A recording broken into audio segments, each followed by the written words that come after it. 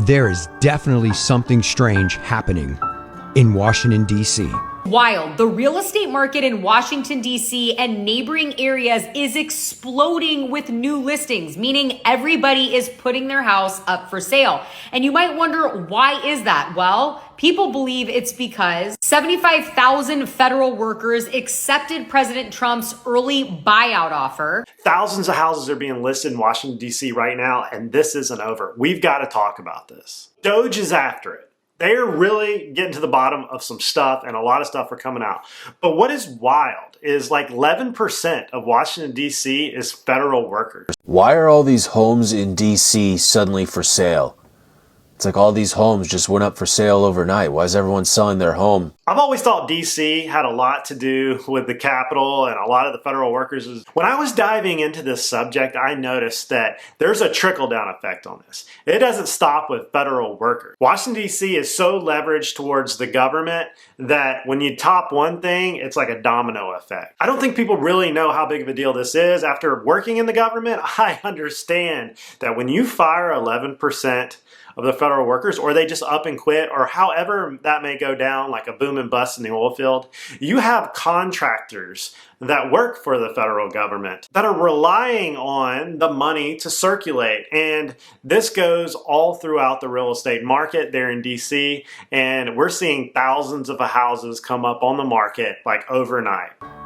Since the election and since the inception of Doge and the talk of mass layoffs, the median home price in the Washington, D.C. area has fallen by $139,000. In the past 30 days, nearly 4,000 homes have been listed for sale around the Washington, D.C. area. They're talking about the mean average price of a house going down $129,000 in 30 days.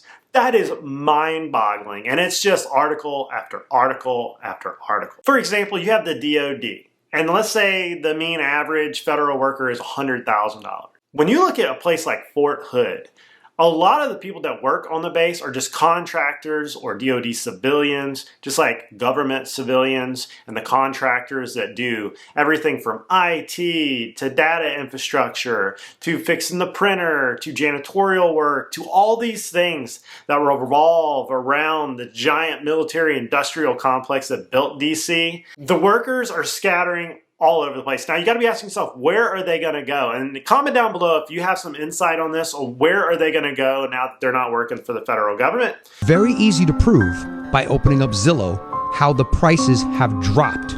And I happen to be a real estate agent here on the Gulf Coast. And if you're moving down here, I'd be happy to help you find a property.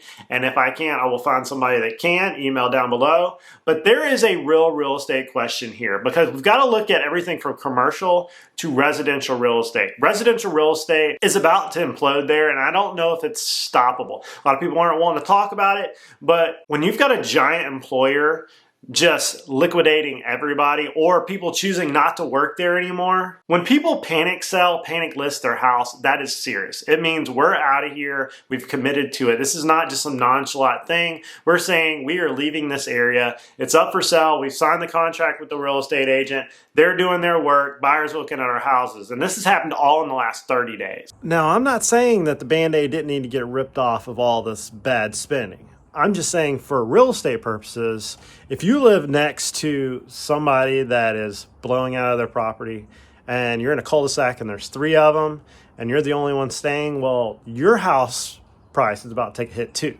because all those comps are going to go bad. So this is a terrible situation. I don't really know, other than just to talk about it on a real estate standpoint, not trying to be political here, but if you're in an area that has a high propensity of these mass layoffs, you got to really be wondering what your real estate's going to do. And you really got to start asking that question, start contacting a real estate agent, or trying to figure out, should you stay, should you go? Or if you're staying there for a long time, probably won't even matter, and this will work itself out. But in the near term, it's going to be tough. When prices fall this fast, underwriters at banks have to really start thinking, well, what is the property worth, and do we want to risk our money out there on a property that is in a falling market that's going down this fast? And you know, we've heard some people at the Federal Reserve has said, you know, some places are not going to be lendable. And I thought that was a very interesting concept, like California, because you can't get insurance. Florida, you're having insurance problems. And in some places that get hit over and over and over by these big fires or hurricanes or earthquakes, are they going to be insurable? And will banks underwrite these deals? And Fed Pal, Chair Powell, Uncle Powell, he said that, and then like an utterance in his voice, that some of these areas for a while are going to be uninvestable, unrideable, unloanable. And what does that have to say? That some of these properties are going to be worth cash. You're going to be worth cash, and if you don't have the mortgage money in the market, that means the price point is going to be much lower. This moves me into the last part.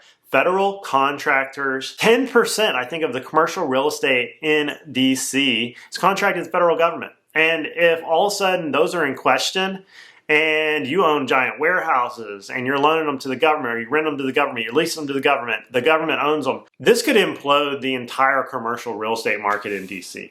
And however that may be, you're going to have a lot of banks at risk here, because all of a sudden the cash flow on those banks is worthless. And when you look at what is a commercial piece of real estate worth, we're looking at cash flow, NOI, net operating income, and what is somebody willing to pay for that cash flow. And when that cash flow goes down and people are leaving, that building is no longer worth what we thought it was. It means it goes down. Term notes on commercial real estate are 5 years, and we're looking at like $2 trillion of real estate, you know, here or there, 1.5 to $2 trillion worth of real estate in the United States that needs to be financed in the next year. And this just adds icing to the cake. Now, I want you to comment down below what you think is going to happen. Is this going to be a really big crisis in America? Is this just the, the surface level of what's coming?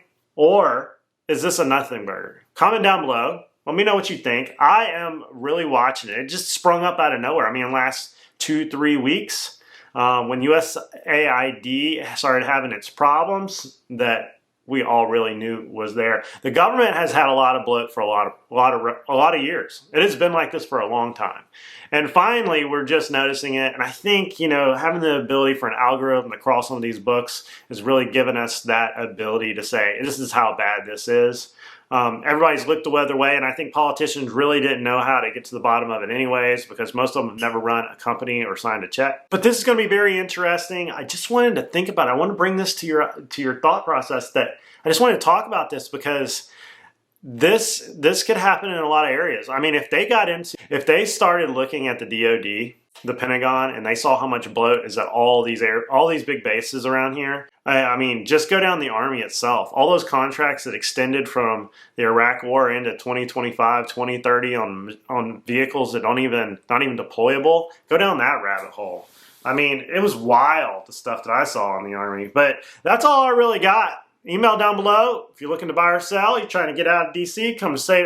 Come to the great state of Florida or Alabama. I have to be licensed in both.